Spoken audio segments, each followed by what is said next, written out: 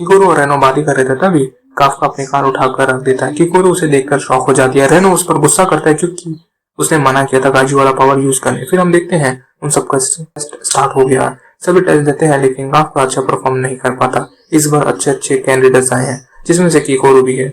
सबकी नजर किकोरू पे क्योंकि वो बहुत ही अच्छा परफॉर्म कर रही है। फिर हम देखते हैं कि एप्टीट्यूड टेस्ट स्टार्ट हो गया है। सबको सूट दिया जाता है क्योंकि अब उन्हें रियल काजू मारना है।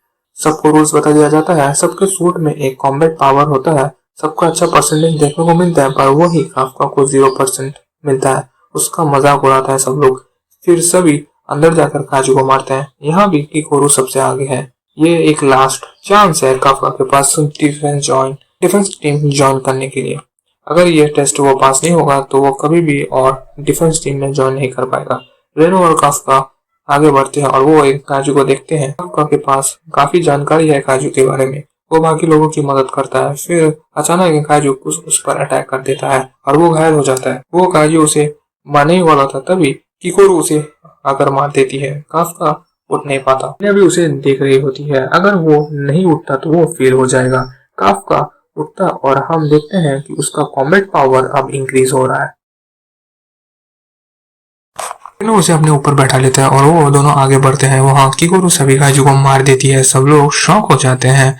टेस्ट खत्म होता है। सबको बुलाया जाता है। तब एक काजू जो काफका जैसा है वो आकर सभी काजू को जिंदा कर देता है। किकोरू उस काजू से लड़ने की कोशिश करती है लेकिन वो काजू बहुत पावरफुल होता है।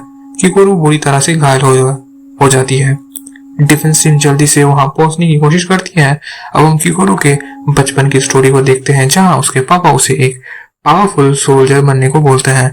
यहाँ किकोरू और फाइट नहीं कर पाती। एक काजू उसे मारने ही वाला होता है और तभी काफका आता है अपने काजू वाले फॉर्म में और वो उस काजू को हरा देता है। किकोरू ये देखकर शॉक हो जाती है कि काफका एक काजू है। काफका उसे मना करता है किसी को बताने से। वो तीनों वहां से निकल जाते हैं। बाकी की डिफेंस टीम आती है और वो ये देखकर शॉक हो जाते हैं क्योंकि इतना पावरफुल काजू को किकोरू भी मार नहीं सकती। काफका और किकोरू को हॉस्पिटल में ट्रीटमेंट के लिए भेज दिया जाता है। मीना काफका से मिलने जाती है और उसे थैंक यू बोलती है। मीना वहां से चली जाती है। फिर काफका उसे बात करना चाहता था लेकिन वो कर नहीं पाता। जब तक वो डिफेंस फोर्स ज्वाइन नहीं कर लेता तब तक वो मीना से बात नहीं कर सकता। फिर हम यहाँ देखते हैं कि किकोरू को भी होश आ जाता है। डिफेंस टीम के वाइस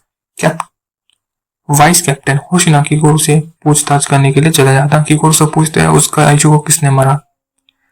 इस काजू को वाले काफका ने मारा है लेकिन किकोरू को बोलना पड़ता है कि इस काजू को उसी ने मारा। फिर हम उसी काजू को देखते हैं जो उन सब काजू को जिंदा किया था। वो उस क्लीनिंग टीम में काम करता है। अब हम देखते हैं काफका टेस्ट के रिजल्ट के लिए बहुत परेशान होता है। फिर उन दोनों का रिजल्ट आता है। यहाँ रेनो पास हो गया और काफका भी। सब लोग डिफेंस फोर्स के ऑफिस में आते हैं जितने लोग सेलेक्ट हुए हैं। किकोरू सबके लिए शपथ लेती है लेकिन किकोरू भी अभी भी वो परेशान है काफका को लेकर। फिर वो तीनों मिलते हैं। काफका बताता है कि वो कैसे काजू बना।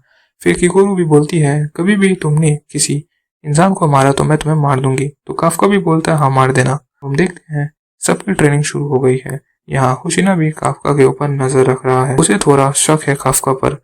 ट्रेनिंग के बाद जब सब नहा रहे होते हैं सब लोग अपनी डिफेंस फोर्स ज्वाइन करने की कहानी सुनाते हैं। सब अपना रीजन देते हैं। सबको मीना जैसा बनना है। जब सबको पता चलता है मीना काफका की बचपन की दोस्त है सब हैरान हो जाते हैं और सब काफका के पीछे पड़ जाते हैं। मीना के बारे में जानने के लिए काफका ट्रेनिंग में मेहनत करता है। काफका जब रात को काम कर रहा होता है वहाँ होशिना आता है। उसे पता चलता है कि काफका ने सबको क्या बताया है। काफका मीना के साथ लड़ना चाहता है। होशिना बोलता है यानी मेरे जगह लेना चाहते हो। जब वो वहां से जा रहा होता है तभी अलार्म बजता है। होशिना काफका को बोलता है रेडी हो जाओ अपने पहले मिशन के लिए।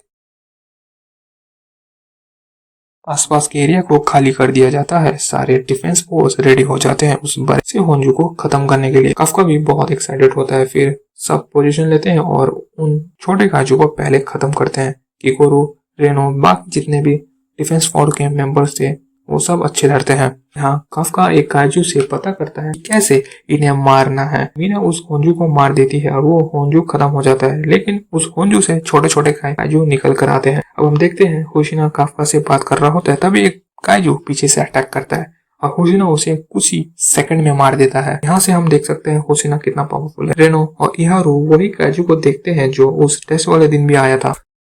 वो काइजू इहारू पर अटैक करता है और उसे घायल कर देता है। रेनो उससे लड़ता है और इहारू को यहाँ से जाने को बोलता है, लेकिन इहारू वापस आता है और दोनों मिलकर उस काइजू से फाइट करते हैं। वहाँ किकोरू काफका को बोलती है कि वो काइजू फिर से आ गया है। वहाँ दोनों बुरी तरह से घायल हैं और काइजू रेनो को मारने ही वाला होता है। काफका जल्दी से वहाँ ट्रांसफॉर्म होके पहुंच जाता है। फिर उन दोनों में कमाल की फाइट होती है। काफका उसे एक पावर पंच मारता है और उसे बुरी तरह से घायल कर देता है। बाकी के फोर्स काफका को देख लेते हैं, इसलिए उस काइजू को भागने का मौका मिल जाता है। फिर काफका को भी वहाँ से भागना पड़ता है। जब वो जा रहा होता है तभी होशिना उसे पकड़ लेता है और वो काफका पर अटैक कर देता है।